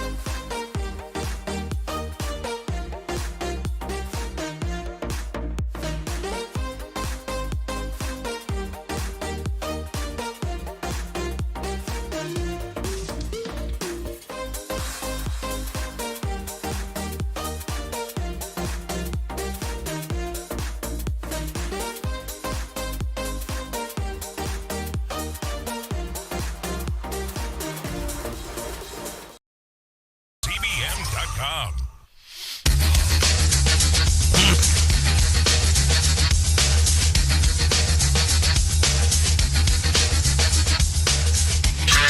That all 19 of the 9/11 hijackers spoke. Arabic meaning just 24 years after Islamic terrorists flew commercial airplanes into the Twin Towers in New York City. The leading candidate for mayor of that city is now campaigning in the native tongue of the terrorists. That is Rob Finnerty last night. He moved to New York and now anchors a great show on Newsmax. Great lineup on Newsmax, by the way. Frequent guest on Newsmax is Nan Hayworth, and she joins us on the Newsmax Hotline. I heard from Brandon Straga. He said, yeah, a lot of people are coming out. A lot of older people are coming out, people above 55. Do you suppose there will be enough? Because, Dan, they say 1 million people are going to flee New York City if he gets elected. Why the hell won't those people get out and vote? Well, you would think they would. Turnout, Brandon's right. Turnout is very, very heavy, may even be record-breaking. And then it is a matter of the numbers. It's been said that probably, hopefully, if you will, that Mamdani has a ceiling of about 500,000 votes. Yeah, so obviously the more surplus we get on top of 500,000, then, divided between maybe 20% for Curtis Sliwa, and 20% that is of the entire 100% of the vote. And the rest goes to Cuomo, then Cuomo could eke out a victory. Did you notice that Barack Obama did not endorse Mamdani? He did not, and Donald Trump did endorse Cuomo. Yeah. Kind of weird. Well, and whether or not that's actually helpful, I don't know, because of course, I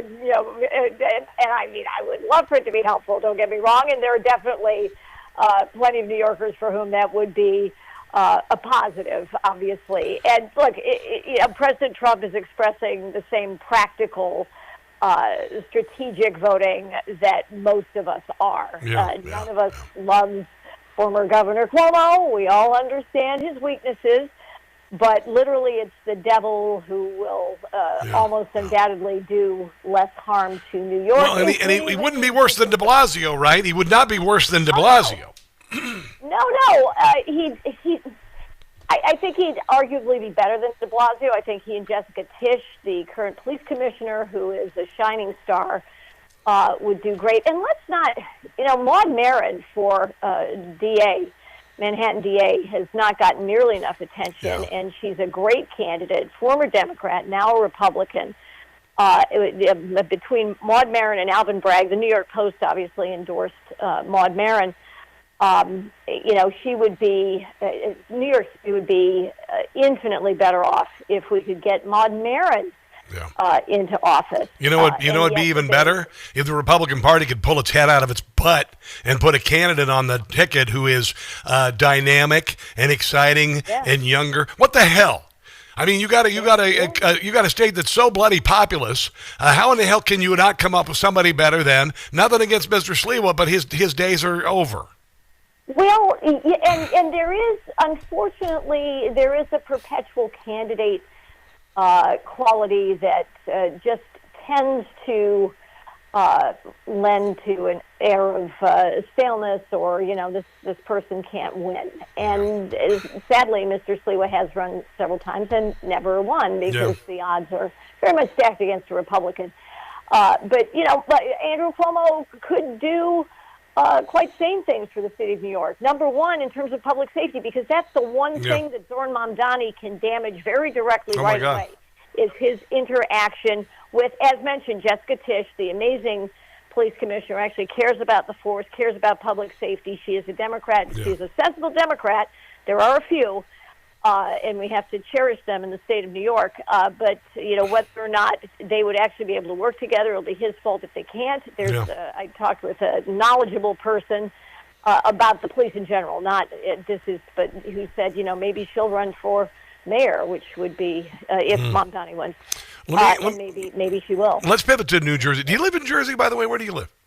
No, I live in New York. I live in Westchester County, about an hour north of the city. Yeah. What do you think I about love New Jersey? What do you I think? went to college in New Jersey. Well, good. What about Chitterelli? I mean, listen, I think it would be so amazing for New Jersey to elect this man because of all of the idiocy involved in New Jersey energy policy. It's caused the property taxes. Dear God in heaven, what the hell? Yeah, exactly.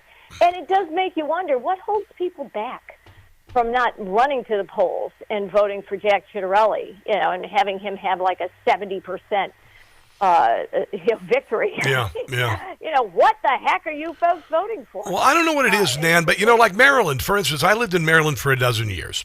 I moved back here and moved to Virginia because there's no friggin' way I would ever live in Maryland. But you see, people who live in Maryland who are Democrats are like that frog in boiling water. They just sit there and they just cook. And they're perfectly fine, and they don't notice the decay. Like when I went to my old neighborhood, and there was a pot shop and a pawn shop where the donut shop and the sushi place used to be, and they're fine. Right. Everything's fine because I'm okay in my cul-de-sac neighborhood, and that's what liberals do. I know it's a strange. It's a different worldview, and it is a different aesthetic, to be sure. And look, foundationally, I'm a libertarian, a classical liberal, so I understand, well, if your neighborhood prefers a marijuana shop that's legal, okay. But you're right, there is a steady erosion, and people do live with it, and then they tend not to notice the dramatic changes versus, say, when they were kids, and not all for the better. So there is an element of that. In Virginia, obviously, New Jersey is not a big federal government state. Virginia is, and if Winsome Sears, as is predicted, does not manage to carry this off, I mean, I think it's disgraceful. The NAACP should disband. You'd think. It's like, you have a magnificent black woman. Yeah. An immigrant, a Marine, articulate, and eloquent, and spot on the issues, Then you endorse this god awful Karen. She's a Karen. Terrible. She's a Karen. It's got to be the year we stop Karens. Listen, Nan, we got to run. I appreciate you. A great perspective as always, Nan Hayworth. I appreciate you. Have a glorious day, and hopefully we'll wake up to some good news tomorrow. Okay. I appreciate you more, Rob. All right, let's take a break and come back. This is the Rob Carson Show.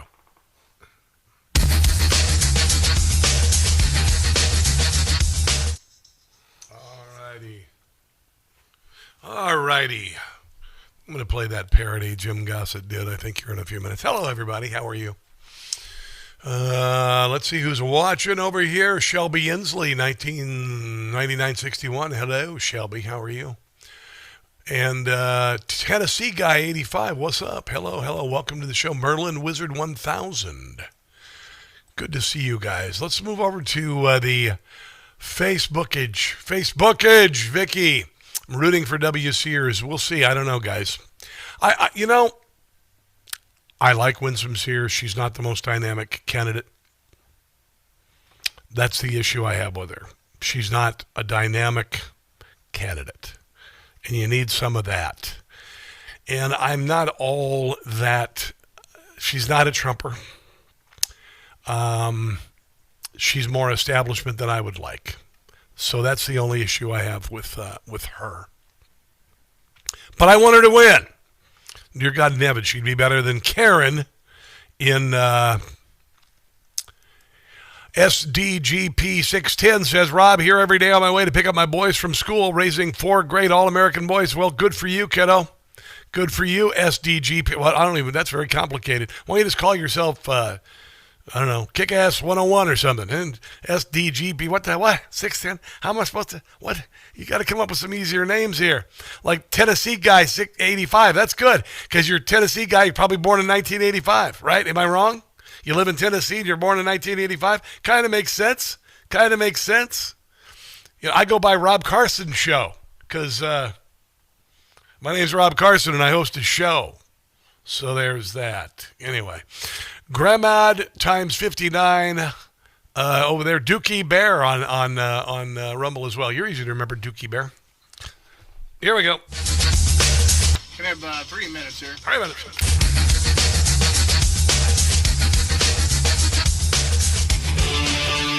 Have you looked at your 401k lately? I had one, and it was underperforming. It was a flat line like Joe Biden's brainwaves. So about a year and a half, I said, I'm going to invest it in gold from Birch Gold, and guess what? It's gone up precipitously. It never would have done this. Gold up 60% since the beginning of this year, for goodness sake. And right now, it's kind of even Steven.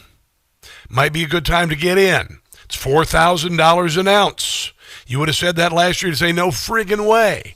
Now, if you buy gold, you get free silver from Birch Gold Group. They've expanded their current promotion through Veterans Day. For every $5,000 purchased from Birch Gold, you get this free 1 ounce, Troy ounce, silver Gadsden American flag coin. It's glorious. It's beautiful. Gold is up 60%. They'll send you this coin for every $5,000 invested in gold. And if you're currently in the military or a veteran, Birch will waive custodial fees for the first year on any investment of any amount. Boom! So, text my name, Rob, to the number 989898 for a free info kit to claim your eligibility for free silver and purchase before November 11th. Again, text my name, Rob, to 989898 for Birch Gold, because it is November the 4th, and hopefully some Republicans are going to win. This is Jim Gossett. We got a chance to win in New Jersey and Virginia. Vote for Winsome. Come on. Abigail and Mickey. Vote for John Reed. Could go down to defeat. Jack Chittarelli. Get out there and vote. Jason Miyares. You've got to do your duty. Unfortunately, Andrew Cuomo. Because Democrats are desperate. Got to do something about it. And you know they're gonna cheat. Well, they always do. They're bomb threats in New Jersey today. November 4th. Winsome needs your help. Chittarelli too. Come on, people. We can do this. Because we know the evil Democrats can do. November 4th, make sure that you will have your say. Patreon.com, Jim Gossett. November 4th. Don't count your chickens. Make sure that you vote. Come on now. Or liberals win, and that will be all that she wrote. Yeah, it'll be that at the end of New York City. November 4th could be a very special day. All right, there you go. That's going to do it for the show today, guys. I hope you enjoyed the show. Pray for New York City, Virginia, and the state of New Jersey. The Republicans win. God bless you, America has founded Donald Trump as he's turning this country around. And until tomorrow, which is the day after Election Day and Hump Day, don't catch the stupid. I love you guys. Thank you. Information. Truth